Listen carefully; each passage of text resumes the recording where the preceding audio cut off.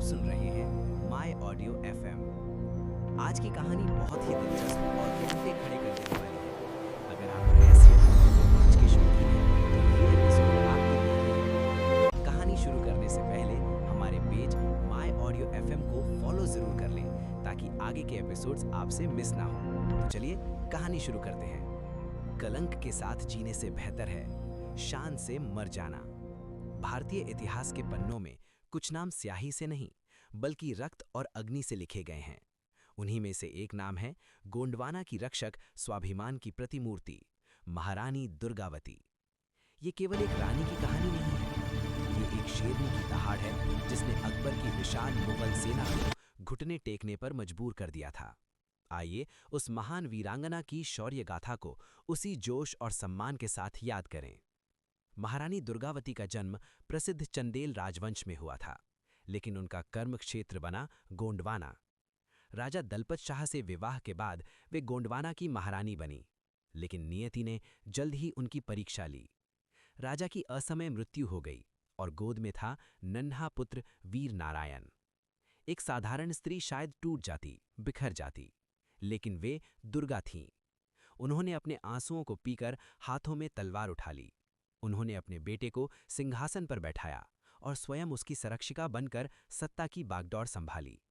जिस राज्य की रक्षक स्वयं दुर्गा हो, उसे कोई शत्रु कैसे जीत सकता है। उनके शासन में गोंडवाना ने समृद्धि की नई ऊंचाइयां छुईं। प्रजा अपनी रानी को मां की तरह पूजती थी। उस समय दिल्ली के तख्त पर बादशाह अकबर का शासन था। गोंडवाना की धन संपदा और रानी की कीर्ति सुनकर मुगलों की नीयत डोल गई। मुगल सेनापति आसफ खान एक विशाल सेना और तोपखाने लेकर गोंडवाना को कुचलने के लिए आगे बढ़ा। एक तरफ मुगलों की आधुनिक तोपें और हजारों की फौज, और दूसरी तरफ रानी दुर्गावती की मुट्ठी भर सेना और उनका अदम्य साहस। जब सलाहकारों ने समझौता करने की बात कही तो रानी ने गरजते हुए कहा, हम भीख में मिली जिंदगी नहीं, तलवार की नोक पर मौत चुनेंगे। जबलपुर के पास नरई के नालों में युद्ध का बिगुल बजा। रानी अपनी सेना का नेतृत्व करने के लिए अपने पसंदीदा हाथी सरमन पर सवार होकर रणभूमि में उतरीं। उस दिन रानी दुर्गावती साक्षात महाकाली लग रही थी। उन्होंने मुगलों की रचना को तहस-नहस कर दिया। उनकी तलवार बिजली की तरह चमक रही थी और शत्रुओं के सिर गाजर मूली की तरह काट रही थी। पहले दिन के युद्ध में मुगलों को पीछे हटना पड़ा। ये एक रानी की जीत थी, ये मातृभूमि के प्रेम की जीत थी। अगले दिन मुगल सेना और अधिक ताकत और तोपखाने के साथ लौटी।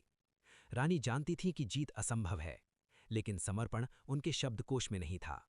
युद्ध भयंकर था। अचानक एक तीर सनसनाता हुआ आया और रानी की कनपटी में लगा। उन्होंने उसे खींचकर बाहर निकाल दिया। तभी दूसरा तीर उनकी गर्दन में आ धंसा। दर्द असहनीय था, खून की धारा बह रही थी, लेकिन रानी का मस्तक नहीं झुका। जब उन्हें लगा कि वे बेहोश हो रही हैं और दुश्मन उन्हें छू सकता है, तो उन्होंने अपने महावत आधार सिंह से कहा, आधार, दुश्मन के हाथ लगने से बेहतर है कि तुम मुझे मार दो। जब महावत का हाथ कांप गया और उसने मना कर दिया, तो उस वीरांगना ने अपनी ही कटार निकाली। अपनी पवित्रता और स्वाभिमान की रक्षा के लिए उन्होंने वो कटार अपने सीने में उतार ली। तन समर्पित, मन समर्पित और ये जीवन समर्पित। गोंडवाना की माटी, तुझे मेरा रक्त कण समर्पित। 24 जून 1564 का वो दिन इतिहास में अमर हो गया। रानी दुर्गावती ने दिखा दिया कि एक स्त्री का स्वाभिमान हिमालय से भी ऊंचा होता है। उनका शरीर नष्ट हो गया, लेकिन उनकी कीर्ति आज भी विंध्याचल की पहाड़ियों में गूंजती है। आज भी जब हम वीरांगनाओं की बात करते हैं तो झांसी की रानी लक्ष्मीबाई से पहले रानी दुर्गावती का नाम नमन के साथ लिया जाता है। वे भारत की वो लौ हैं जो कभी नहीं बुझ सकतीं। शत शत नमन उस महान वीरांगना को।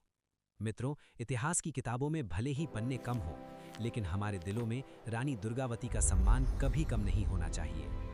अगर इस वीरांगना की कहानी ने आपकी रगों में भी देशभक्ति का उबाल ला दिया है, तो लाइक का बटन दबाकर उन्हें अपनी श्रद्धांजलि दें। इस वीडियो को इतना शेयर करें कि भारत के हर बच्चे को पता चले कि गोंडवाना की शेरनी कौन थी। और कमेंट बॉक्स में जय रानी दुर्गावती या जय हिंद लिखना ना भूलें। ऐसे ही और अनसुने वीरों की गाथाओं के लिए चैनल को अभी